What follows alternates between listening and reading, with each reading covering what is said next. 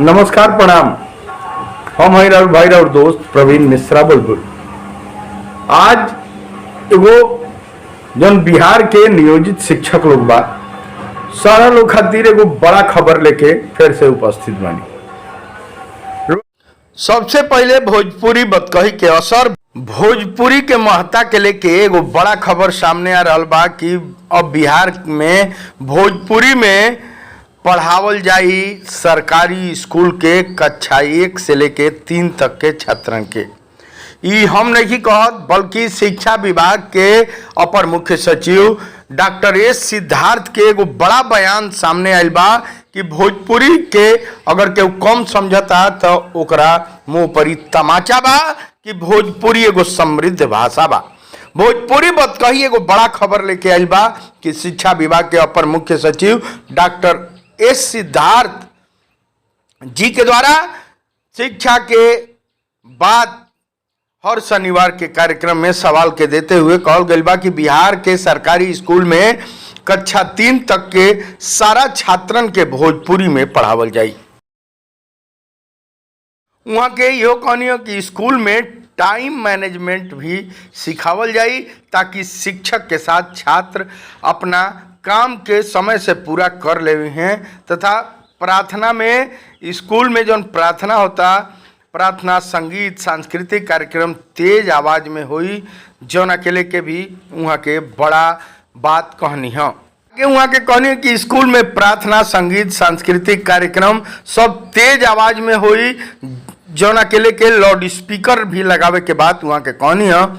वहाँ के कहनी है कि ऐसा करे के पीछे शिक्षा विभाग के उद्देश्य बा कि स्कूल में जौन भी कार्यक्रम हो रहा बा ऊपर सारा लोग के नजर रही, सारा लोग के जानकारी मिली कि अगल बगल जो सरकारी स्कूल बा में का हो रहा बा।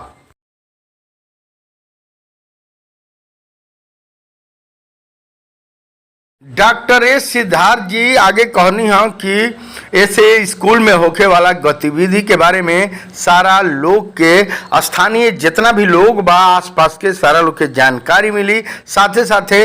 जौन छात्र छात्रा गैर हाजिर बाड़ा सन ओ कुल के जानकारी मिल पाई कि हमनी के आज विद्यालय नहीं जा गई, ओकरा बावजूद भी विद्यालय चल रहा बा। बहुत सारा छात्र छात्रा ऐसा बाड़ा सन जेकरा स्कूल जाए के मन ना करेला तो उ कह दिला कि आज स्कूल बंद बा, हे कारण से बंद बा, हो कारण से बंद बा। जैसे माँ बाप ना समझ पावेला ओकरा के लेके भी जो लाउड स्पीकर लगावल जाई हर गतिविधि विद्यालय के सारा लोग के सुनाई तो पता चल जाई कि स्कूल आज चलता।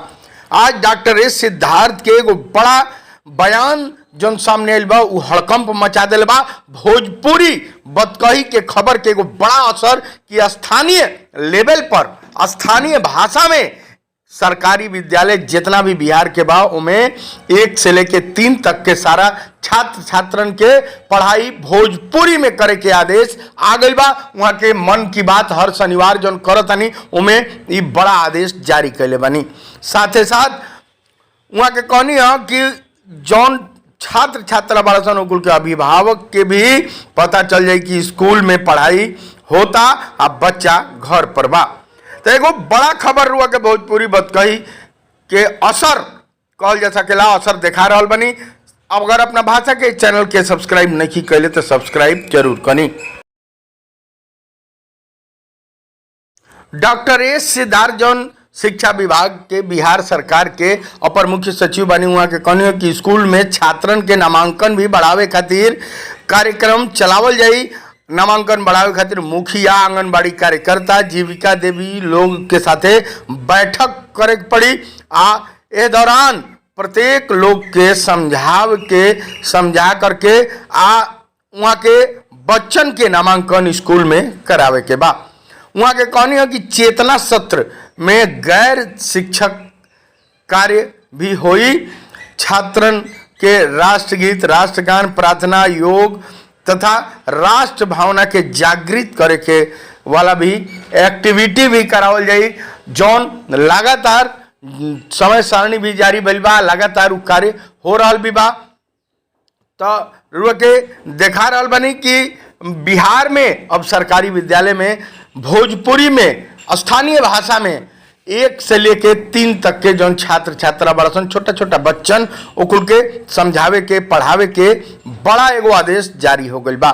रुआ के बता दी कि छात्रन के जौन प्रार्थना हो रहा बा, जौन चेतना सत्रवा में राष्ट्रगान, प्रार्थना, योग, राष्ट्र भावना के जागृत करे का एक्टिविटी ओकरा अलावा वहाँ के कहनी है कि बच्चन के सम्मान केकरा से किस तरह से बात कल जाला ये भी सिखावे के बाद साफ सफाई के बारे में भी बतावल जाई। वही जा बिहार में 6 जिला में 30 स्कूल में 1 मई से ऑनलाइन हाजिरी बने के भी बात वहाँ कहनी है।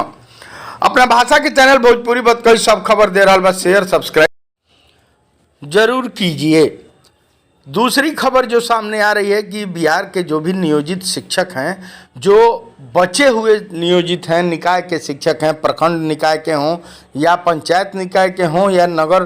पंचायत निकाय के हों, जो बचे हुए हैं, जो मामूली परीक्षा नहीं पास किए हैं या जो देना उचित नहीं समझे हैं, सक्षमता का परीक्षा जो मामूली परीक्षा है, जिसको बिहार के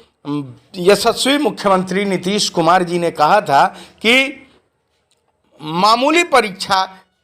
आयोजित की जाएगी और उस मामूली परीक्षा को पास करने वाले जो भी शिक्षक हैं सबको राज्यकर्मी बना दिया जाएगा। तो मामूली परीक्षा जो शिक्षक नहीं दिए, क्योंकि उन लोगों का डिमांड था, उन लोगों का मांग था कि वो ग्रेड पे हैं, उनको मिला है और उनको राज्यकर्मी बना दिया जाएगा, प्रोन्नति कर दिया जाएगा, जिसको लेकर कोर्ट में वो लगातार अटेम्प्ट कर रहे हैं। और हाई कोर्ट पटना ने यह आदेश भी जारी किया था कि हर हाल में इन लोगों को प्रोन्नति देनी चाहिए, जिसको लेकर 2019 में ही डिग्री हो गया था। वह डिग्री उसको लेकर बाद में फिर अवमानना भी दर्ज किया गया। अवमानना में भी कोर्ट ने मामला को बिहार सरकार के शिक्षा विभाग को भेजा था और भेजकर लताड़ लगाई थी। उसके बाद से अब जो बातें अंदर से निकलकर सामने आ रही हैं कि बिहार के मुख्यमंत्री नीतीश कुमार जी अब यथाशीघ्र इन सभी नियोजित शिक्षकों को प्रोन्नति देंगे। जो बात सामने आ रही है कि 2020 में जो चुनाव हुआ था और ये जो निकाय के नियोजित शिक्षक थे, इन लोगों ने झांसे में पड़कर बिहार के लालू यादव के लड़के जो तेजस्वी यादव हैं, उनके चक्कर में पड़ के और राज्यकर्मी बनाने की उन्होंने बात जो कही थी तेजस्वी यादव ने कहा था कि पहली मीटिंग में ही हम हर हाल में सबको राज्यकर्मी बना देंगे, जितने नियोजित शिक्षक हैं, जिसको लेकर सभी नियोजित शिक्षकों ने खुलेआम चिल्लाकर हल्ला बोलकर और उनको वोट दे दिया था। हालांकि बाद में तेजस्वी यादव जाकर अपने चाचा के गोद में बैठ गए थे तथा चाचा के साथ मिलकर सरकार बना ली थी और उन नियोजित शिक्षकों के वोट को इस तरह खा गए जिस तरह कि दीमक चाट जाता है। कहा गया कि तेजस्वी यादव उन बातों को भूलकर और राजगद्दी संभालने लगे, उप मुख्यमंत्री बन गए। वहीं नीतीश कुमार जी ही मुख्यमंत्री बन गए और ये वादे सब भूल गए, सब बातें खत्म हो गई। वहीं जो बातें सामने आ रही हैं खुल के कि नीतीश कुमार जी जो बिहार के मुख्यमंत्री हैं वो दही के जोरन बन गए, वो किसी भी पार्टी के साथ जाते हैं मुख्यमंत्री बन जाते हैं। उन नियोजित शिक्षकों को ही जो ग्रेड पे वाले जो नियोजित शिक्षक हैं उनको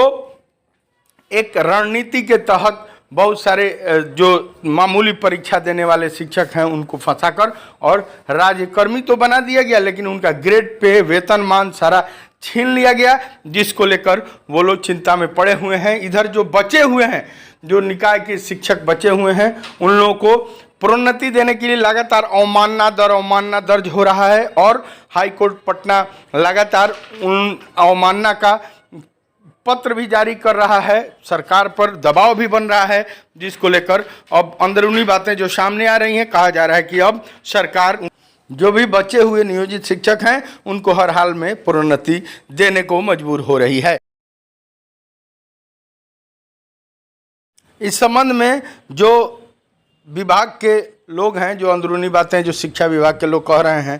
हैं कि चूंकि नीतीश कुमार जी ने यह पूर्व में भी कहा था कि हम ही ने नियोजित शिक्षकों को नियोजित शिक्षक बनाया है, हम ही ने दिया है और आगे भी हम ही देंगे, तो अगर यह प्रोन्नति दे देते हैं तो चिट भी इनका पट भी इनका, यानी चूंकि नियोजित शिक्षकों को, निकाय वाले शिक्षकों को इन्होंने ही पंचायत शिक्षक बनाया था, निकाय के प्रखंड शिक्षक बनाया था, तो और उन्होंने कहा भी था, खुले मंच से उन्होंने कहा था कि हम ही ने दिया है, हम ही ने देंगे। तो अब हम ही देंगे वाली बात भी साकार होने वाली है। सभी जो भी बचे हुए नियोजित शिक्षक हैं जो मामूली परीक्षा नहीं दिए हैं, उनको बिना शर्त राज्यकर्मी का भी दर्जा दिया जाएगा, उनको प्रोन्नति भी दी जाएगी, कालबद्ध भी प्रोन्नति दी जाएगी, जिसको लेकर इन शिक्षकों में खुशी की लहर वाली बातें सामने आ रही हैं। बताते चलें कि बिहार के मुख्यमंत्री बहुत ही तेज तर्रार मुख्यमंत्री हैं, जिनको लेकर कई बातें लगातार होती रहती हैं कि चाहे सरकार किसी का भी बने, लेकिन मुख्यमंत्री नीतीश कुमार ही बनेंगे। चलिए ऐसे ही कुछ विशेष खबर जैसे ही कुछ आता है आपको देने का सबसे पहले प्रयास किया जाएगा। अगर अब तक इस चैनल को सब्सक्राइब नहीं किए हैं तो सब्सक्राइब जरूर कर लीजिए।